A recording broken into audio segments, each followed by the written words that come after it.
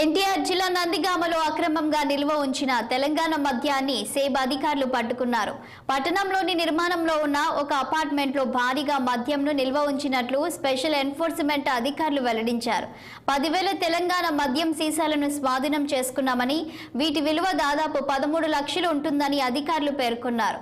దీనిపై కేసు నమోదు చేసి విచారణ చేపట్టినట్లు ఎన్ఫోర్స్మెంట్ అధికారి తెలిపారు. ఈ మద్యం నిల్వలకు సంబంధించిన బాధ్యుల వివరాలు త్వరలో వెల్లడిస్తామని స్పెషల్ ఎన్ఫోర్స్మెంట్ అధికారులు తెలిపారు.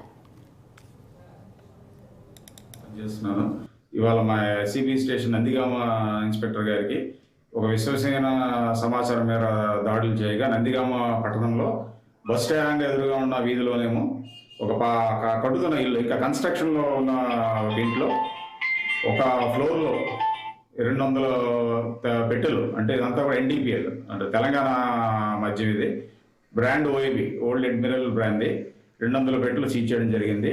దీని యొక్క వాల్యూ 12.5 లక్షలు. ప్రస్తుతం ఇది విచారణ చేస్తున్నాము. ఈ కేసు ఎవరిది సరుకు ఏంటి అనేది దాని మీద విచారణ చేసిన తర్వాత సంబంధిత వ్యక్తుల మీద చర్యలు తీసుకోవడం జరుగుతుంది. ఇప్పుడు వరకు ఎంతమందిని పట్టుకున్నారు సార్? ఇప్పటివరకు ప్రస్తుతానికి అక్కడ సరుకు మాత్రమే సీజ్ చేశాము.